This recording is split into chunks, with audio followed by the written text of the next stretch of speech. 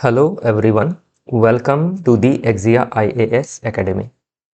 तो चलिए देखते हैं कौन से इम्पॉर्टेंट न्यूज़ आर्टिकल हैं जो रेलेवेंट रहेंगे अपकमिंग सिविल सर्विसेज एग्जामिनेशन में, वो चाहे आपका यूपीएससी हो या फिर स्टेट पीसीएस जैसे एपीएससी या फिर बीपीएससी हो या फिर अदर स्टेट पीसीएस के एग्ज़ाम हो। तो इसमें मैं आपको हर आर्टिकल को बारीकी से नहीं समझाऊंगा, कौन से पॉइंट से क्वेश्चन पूछा जा सकता है प्री और मेंस में, वो बताने की कोशिश करूँगा। मतलब इन ब्रीफ आपको चीज़ें मैं समझाने की कोशिश करूँगा, जो इसका समरी है, ताकि आप जब इस पीडीएफ को पढ़ें तो चीज़ें आपको समझ में आए। क्योंकि जो आपका सिविल सर्विसेज एग्जामिनेशन है वो क्वेश्चन इन जनरली पूछता है, उसको ज़्यादा एग्जैजुरेट करके नहीं पूछता है, तो इसीलिए मैं जो एग्जैजुरेशन है एक्सप्लेनेशन का उसको भी अवॉइड करूँगा। तो आसाम का स्टेट पीसीएस जो 8 आपके जून को था, उसकी वजह से हमारा 8, 9, 10 का जो बैकलॉग रह गया है एनालिसिस का, उसको मैं आज और कल 2 दिन में कवर कर दूंगा। बाकी आपको पीडीएफ ऑलरेडी प्राप्त हुआ है, आप उसको एक बार पढ़ लीजिएगा। चलिए देखते हैं पहला आर्टिकल। इसमें एडवर्टाइजमेंट दिया गया है, एडमिशन ओपन है एक्जिया आईएएस एकेडमी में, आप हमारे क्लासरूम से भी जुड़ सकते हैं। हम दोनों ही कोर्स आपका foundational as well as crash course provide करते हैं for UPSC as well as state PCS के लिए। बाकी जो कोर्स की हाईलाइट है वो इसमें मेंशन की गई है, आप इसको एक बार देख लीजिएगा। और चीज़ों को डिटेल्स में जानने के लिए आप कांटेक्ट कर सकते हैं 6002417488 नंबर पे। ध्यान रखिएगा, हमारा एक ही ऑफिशियल नंबर है जो कि इसमें मेंशन किया हुआ है। तो आज का पहला आर्टिकल बात करता है रिगार्डिंग जो आपका एथनिक टेंशन चल रहा है मणिपुर में, उसके रिगार्डिंग ये आर्टिकल बात कर रहा है। तो इन जनरली अगर हम देखें, जो हमारे देश में डिफरेंट ट्राइबल ग्रुप है अक्रॉस आप इंडिया देखें तो इसमें अभी जो ट्राइबल पॉपुलेशन है उनके बीच में क्या रहती है आपकी जब कोई आपका जैसे डिमांड फुलफिल नहीं हुआ है, ओके, या फिर आपकी जो ऑटोनॉमी नहीं मिली है, सोशियो इकोनॉमिक डेवलपमेंट नहीं हुआ है, या फिर मार्जिनलाइज रह गए हैं, तो उसके लिए क्या होता है डिफरेंट समय पे आपका प्रोटेस्ट देखा जाता है। कहीं डेमोक्रेटिक होता है, कहीं प्रोटेस्ट क्या होता है अनडेमोक्रेटिक हो जाता है, वायलेंट भी हो जाता है, जिसके लिए गवर्नमेंट को स्ट्रिक्ट एक्शन लेना पड़ता है। तो इसके लिए देखा गया कि जो मणिपुर है उसमें आपका लगभग 2 साल से जो टेंशन है वो एस्केलेट हो ही रहा है, कभी आपका धीमा होता है फिर से बढ़ता है। तो इसी टेंशन, जो एस्केलेटेड टेंशन है, इसको आपका ग्रिप में लाने के लिए, इसको कंट्रोल करने के लिए आर्टिकल 356 का इस्तेमाल किया गया है, मतलब प्रेसिडेंशियल रूल लगाया गया इन मणिपुर। तो अभी इसमें हमें एग्ज़ाम के पर्सपेक्टिव से क्या समझनी ज़रूरी है कि जो आपका एथनिक टेंशन है मणिपुर में, ये है आपको 3 ग्रुप के बीच में। पहला एक ग्रुप जो एक साथ है आपका कुकी और जो, और दूसरी तरफ है मेते जो पॉपुलेशन है। तो मेते लार्जेस्ट ग्रुप ऑफ पॉपुलेशन है इन मणिपुर, तो इनके बीच में क्लैश देखा गया है। और ये क्लैश होने का बहुत सारा रीज़न है।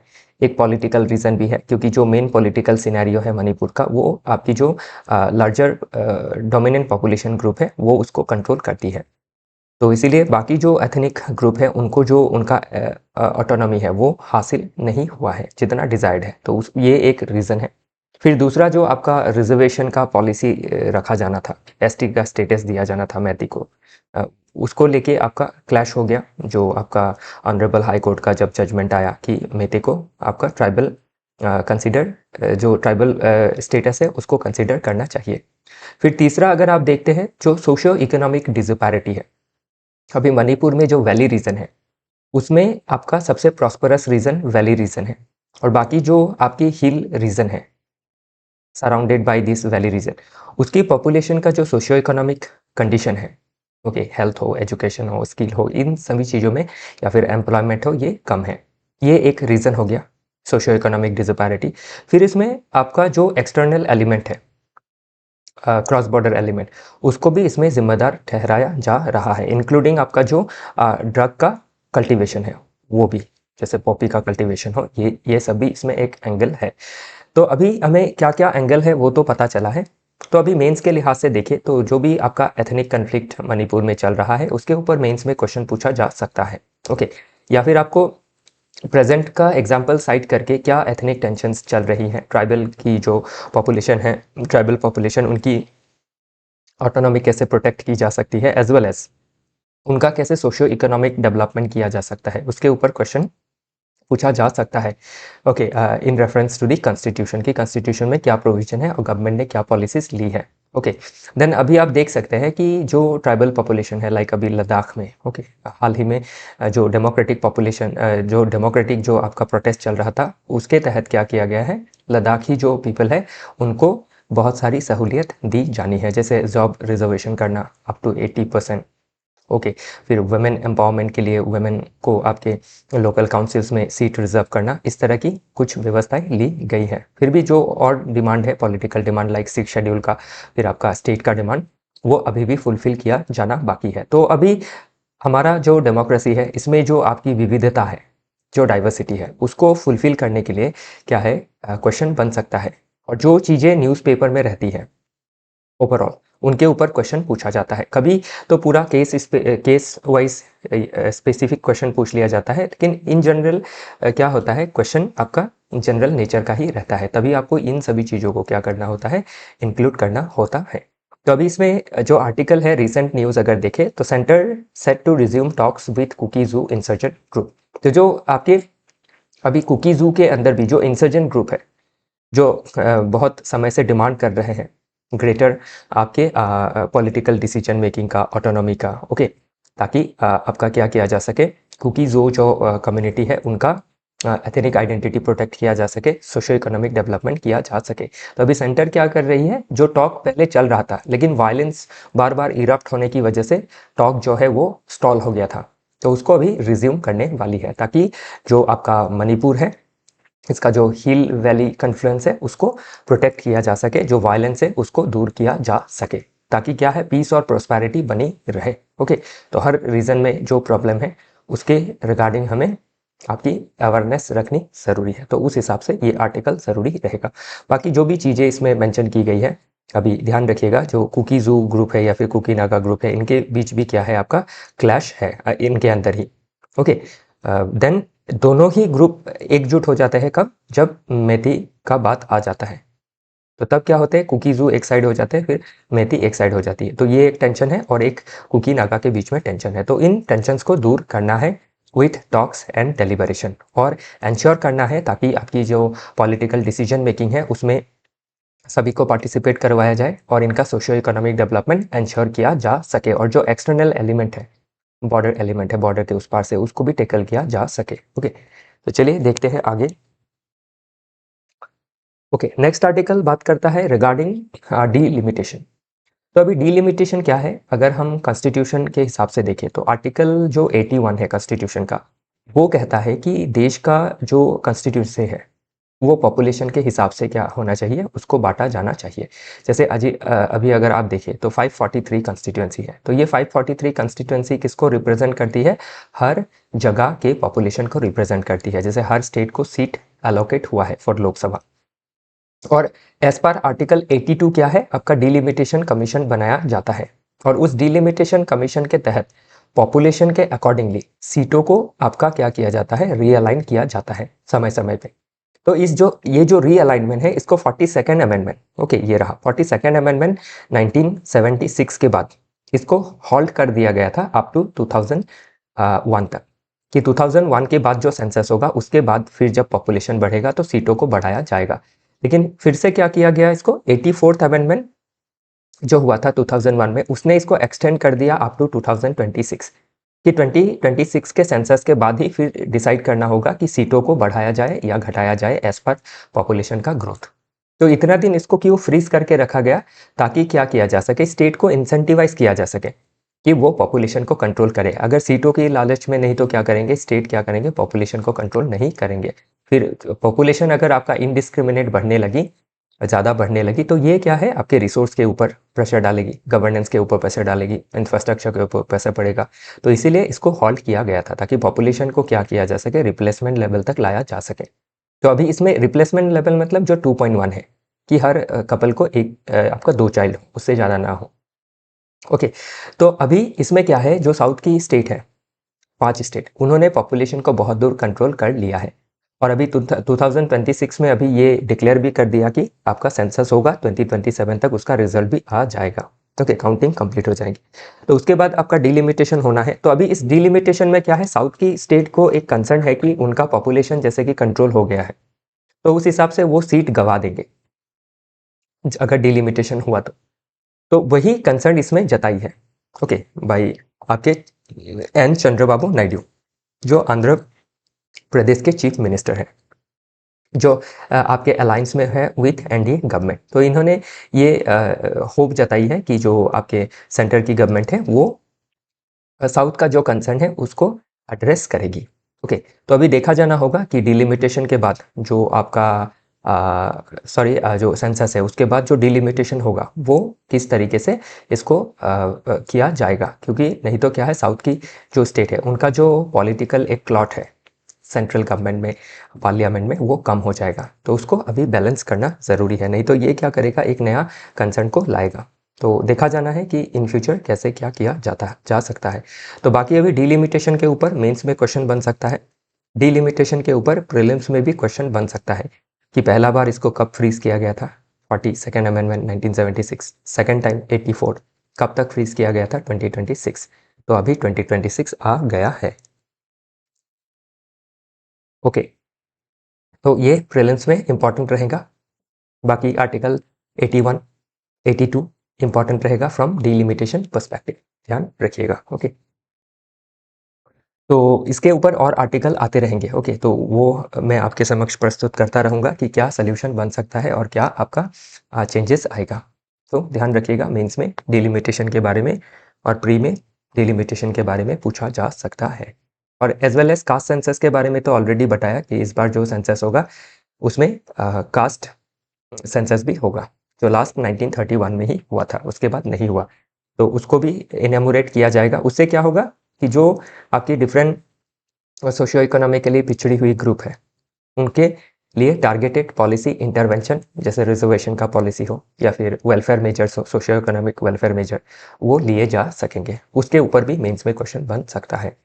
नेक्स्ट है Delhi and Rajasthan begin storing fingerprints iris scans of arrestees. तो अभी इसमें क्या है, आपका Delhi police as well as Rajasthan police क्या कर रही है, जो भी लोग अरेस्ट हो रहे हैं, ओके, जैसे कोई आपके उसमें कोई एक्यूज्ड भी हो सकता है और कोई कन्विक्ट भी हो सकता है कोर्ट के द्वारा। तो जो भी एक्यूज्ड है, जो भी कन्विक्टेड है, मतलब जो अरेस्ट हुए हैं, उनका क्या किया जाएगा, आपका बायोमेट्रिक सैंपल्स डिटेल्स कलेक्ट किया जाएगा और उसका डेटाबेस बनाया जाएगा, जो एनसीआरबी का डेटाबेस है, नेशनल क्राइम रिकॉर्ड्स ब्यूरो का जो डेटाबेस है। तो अभी एनसीआरबी एक एजेंसी है, किसके तहत, मिनिस्ट्री ऑफ होम अफेयर्स के तहत। तो ये सभी चीज़ें प्रीलिम्स में पूछी जा सकती है। बाकी ये जो आपका बायोमेट्रिक सैंपल लिया जाएगा, इससे क्या होगा, आपके जो एक्यूज्ड है, जो इन फ्यूचर कन्विक्ट होकर क्रिमिनल करार दे दिए जाएंगे, उनका आइडेंटिफिकेशन किया जा सकेगा और क्राइम को प्रिवेंट किया जा सकेगा बाय यूजिंग टेक्नोलॉजी। ओके, जो क्रिमिनल रहेंगे उनका एक प्रोफाइल बन जाएगा और उससे हमें क्या होगा, क्राइम को प्रिवेंट करने में सहूलियत मिलेगी। तो इसमें जब क्वेश्चन पूछा जाता है कि टेक्नोलॉजी का कैसे हम इस्तेमाल कर सकते हैं, तो ये एक इसका आप एग्जाम्पल दे सकते हैं। तो अभी ध्यान रखिएगा, जब टेक्नोलॉजी इस्तेमाल होकर कोई आपकी सहूलियत आती है, एडवांटेज आता है, तो उसका कोई ना कोई डिसएडवांटेज भी रहेगा। तो इसमें अगर अभी डिसएडवांटेज की बात करें तो नंबर 1 डिसएडवांटेज इसमें क्या है, आपका जो राइट टू प्राइवेसी है उसका वायलेशन हो सकता है। फिर जो डेटा आपका कलेक्ट किया गया है, इसमें किसी एक आपका कम्युनिटी को या फिर किसी एक एथनिक ग्रुप को टारगेट भी किया जा सकता है, एक क्रिमिनल प्रोफाइलिंग भी की जा सकती है और एक आपका क्या किया जा सकता है, स्टिग्मेटाइजेशन भी किया जा सकता है, टारगेट भी हो सकती है। तो ये इसका नेगेटिव पॉइंट है। पॉजिटिव के साथ हमें नेगेटिव भी देखना क्या होता है, ज़रूरी रहता है। ओके, तो वो सभी चीज़ें एग्जाम पे पूछी जा सकती है कि जो बायोमेट्रिक कलेक्शन है इसका क्या आपका एडवांटेज या फिर डिसएडवांटेज है, क्रिटिकली एनालाइज करें। तो उसमें आपको इसका positive as well as negative दिखाना पड़ेगा। और प्रीलिम्स में पूछा जा सकता है कि रिसेंटली कौन से आपके स्टेट के पुलिस ने फिंगरप्रिंटिंग ओके या फिर बायोमेट्रिक सैंपल्स लिए हैं, तो ध्यान रखिएगा। और मेंस में जब पूछा जाएगा तो आपको इसका positive as well as negative में आप आर्टिकल्स को दर्शाएंगे 21। ओके, फिर आर्टिकल 20 ये सभी हमें मेंशन करना ज़रूरी रहेगा। ओके, चलिए देखते हैं अगला आर्टिकल। नेक्स्ट आर्टिकल बात कर रहा है अबाउट आसाम के सीएम साहब के बारे में कि deportation may not require long legal process. Okay, said bye Assam CM. तो अभी इसमें क्या है, आज़ादी के बाद से ही, ओके 1947 के बाद से ही अगर देखें तो बहुत ज़्यादा आपका इलीगल इन्फ्लक्स हुआ है, specially from Bangladesh to India. तो अभी आज़ादी के बाद तो बांग्लादेश नहीं था, ईस्ट पाकिस्तान थी। 71 में बांग्लादेश बना।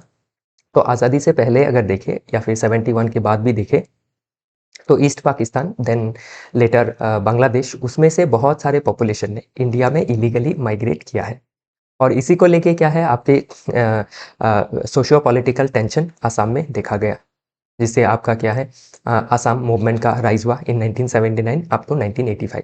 उसके बाद 1985 15 अगस्त को आसाम एकॉर्ड साइन किया गया, और उस एकॉर्ड के तहत क्या करना है कि जो आपका 24 मार्च मिडनाइट के बाद 1971 के बाद जो पॉपुलेशन इंडिया में एंटर किए हैं उनको आइडेंटिफाई करना है, और अगर आइडेंटिफाई होते हैं, उनका इलीगैलिटी प्रूफ होता है, तो उनको डिपोर्ट करना है, देश से निकालना है। क्योंकि ये क्या करेगा, अगर नहीं निकालेंगे, इनको रखेंगे, तो इससे देश का जो आपका पॉपुलेशन का कंपोजिशन है, जो डेमोग्राफी है एक एरिया का, फॉर एग्जांपल आसाम का, त्रिपुरा का, फिर मेघालय का, ये चेंज हो जाएगा। और यहाँ पे आपकी क्या है, बहुत सारी एथनिक जो ट्राइबल ग्रुप है वो रहती है।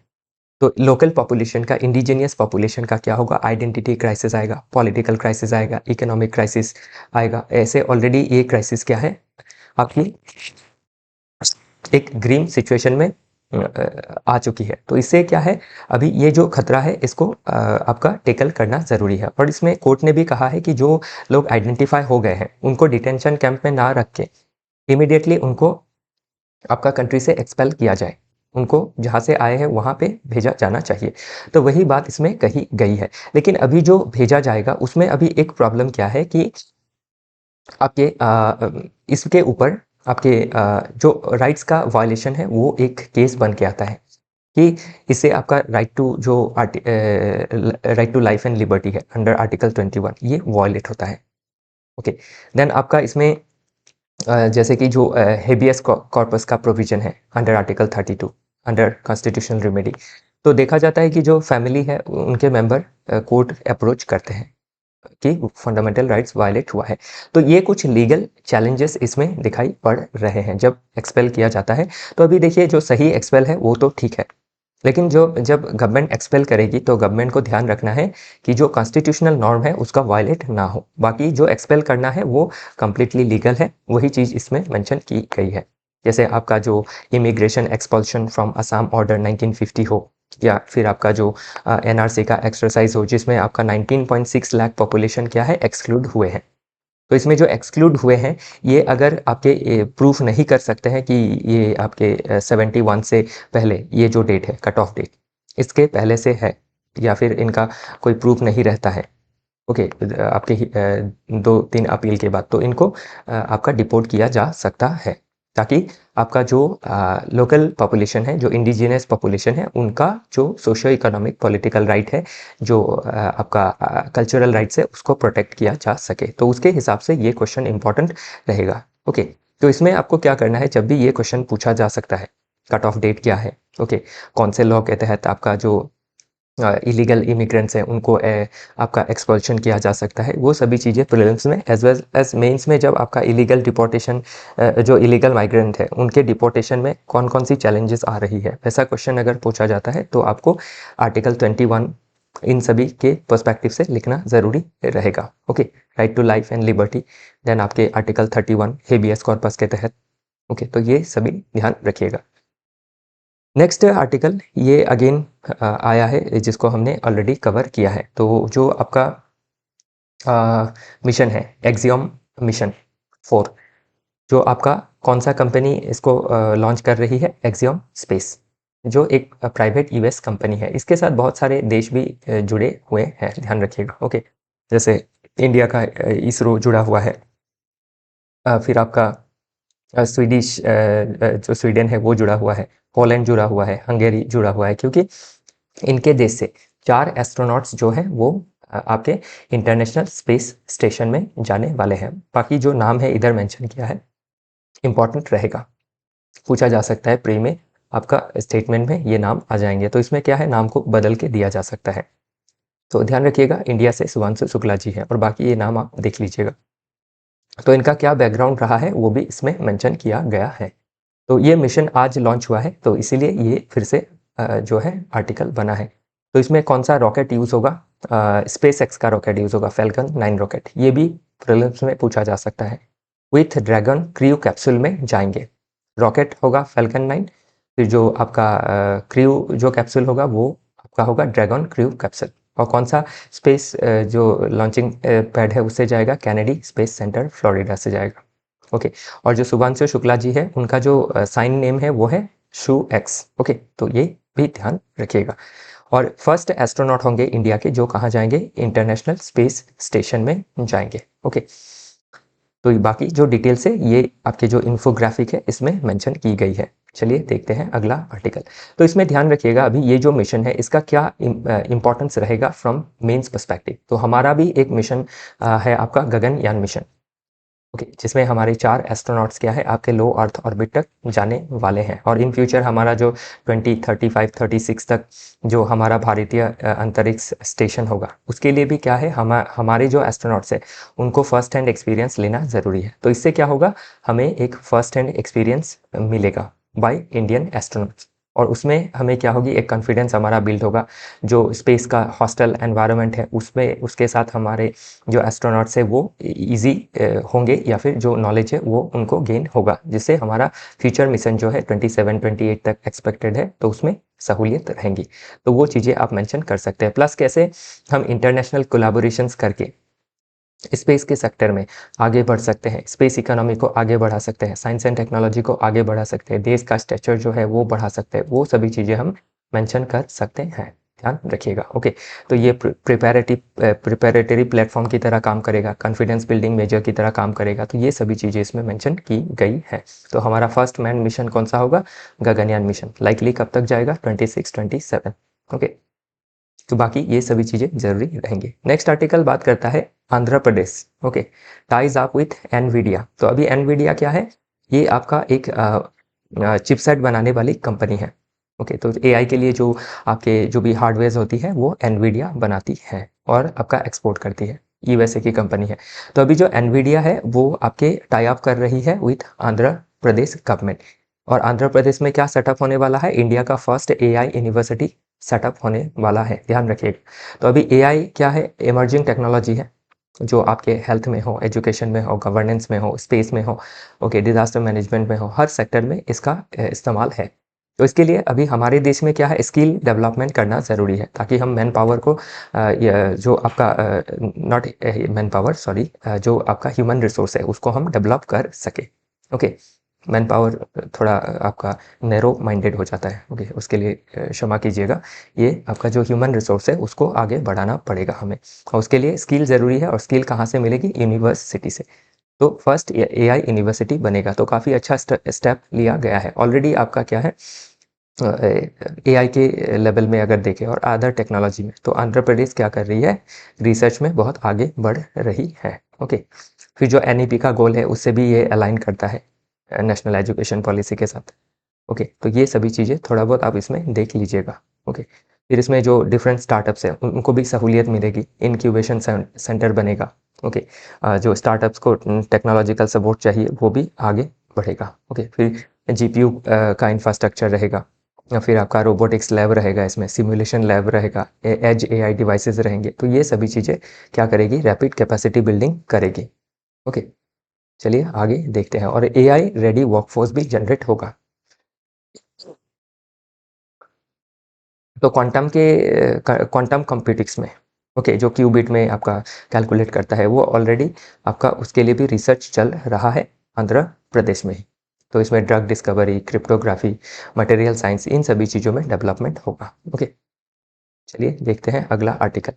नेक्स्ट आर्टिकल बात करता है अबाउट G7। तो ये थोड़ा सा आपका पॉलिटिकल कंट्रोवर्सी कुछ है कनाडा में, क्योंकि आपके जो कनाडा के न्यू पीएम है मार्क करनी, उन्होंने हमारे पीएम साहब को इनवाइट किया है इन G7। हम G7 के मेंबर नहीं हैं, लेकिन फिर भी हमें लगातार G7 के जो होस्टिंग नेशन है उन्होंने हमें इनवाइट किया है, क्योंकि इंडिया अभी 4th लार्जेस्ट इकोनॉमी बन गया है। इसमें 5th लार्जेस्ट इकोनॉमी इन्होंने मेंशन किया है, लेकिन आपके नीति आयोग ने कुछ दिन पहले रिपोर्ट निकाला था जिसमें मेंशन किया कि हम 4th लार्जेस्ट इकोनॉमी बन गए हैं और हमने जापान को सरपास कर दिया है। तो हाँ, जल्द ही हम क्या करेंगे, बाय 2030 तक 3rd लार्जेस्ट बनने की पूरी संभावना है। तो इसीलिए क्या है, G7 जैसी जो डेवलप नेशंस है वो हमें अवॉइड नहीं कर सकती है। हम एक अभी उभरता हुआ एक मार्केट है, उभरता हुआ डिफेंस हमारा इंफ्रास्ट्रक्चर है। ओके, आत्मनिर्भर हम बनने वाले हैं, पोटेंशियलिटी है हमारे देश में, कंज्यूमर बहुत ज़्यादा है, या फिर आप देखें तो रिसर्च एंड टेक्नोलॉजी में भी आगे बढ़ रहे हैं, ह्यूमन रिसोर्स में भी हम आगे बढ़ रहे हैं। ओके, तो इसके लिए क्या है, इंडिया का जो आपका नीड है फॉर दिस वर्ल्ड बहुत ज़्यादा है। तो इसीलिए क्या है, जो आपकी सुपर पावर नेशंस है, ओके, या फिर एडवांस या फिर डेवलप इकोनॉमी है, वो इंडिया के साथ अलाइन कर रही है, जो एक काफ़ी अच्छा बात है हमारे देश के लिए। ओके, तो वही सभी चीज़ें इसमें मेंशन की गई है, क्रिटिकल मिनरल के लिहाज से हो, एआई एंड टेक गवर्नेंस के लिहाज से हो, एनर्जी ट्रांजिशन के लिहाज से हो, ग्लोबल साउथ लीडरशिप के लिहाज से हो, चाइना +1 स्ट्रेटेजी के लिहाज से हो, इंडिया बहुत ज़्यादा इम्पॉर्टेंट है। वही सभी चीज़ें इसमें मेंशन की गई है। तो इंडिया का जो स्टेचर है, इंडिया का जो पोटेंशियलिटी है, वो इसमें आप देख सकते हैं। एआई के गवर्नेंस में हो, क्लीन एनर्जी के लिहाज से हो, क्लाइमेट के लिहाज से हो, क्रिटिकल मिनरल के लिहाज से हो, इकोनॉमिक सिक्योरिटी के लिहाज से हो, साइबर सिक्योरिटी के लिहाज से हो, इंडिया इंडिस्पेंसिबल है for this G7 nation. Okay, तो इसी के साथ आज का जो डिस्कशन है वो समाप्त होता है। आई होप आपको चीज़ें समझ में आई होंगी। ओके, तो मैंने चीज़ें आपको इन ब्रीफ समझाने की कोशिश की है, डिटेल मैंने नहीं बताई है। जो पॉइंट से क्वेश्चन बन सकता है, जो आपको कीवर्ड्स ज़रूरी हो सकते हैं, वो मैंने बताया है इसमें। ओके, तो इसी के साथ आज का जो डिस्कशन है वो यहीं समाप्त होता है। कल फिर मिलेंगे डिफरेंट आर्टिकल के साथ, और जो पेंडिंग एनालिसिस रह गई है उसको भी मैं कवर कर दूंगा आज और कल दोनों दिन के अंदर। Okay, thank you.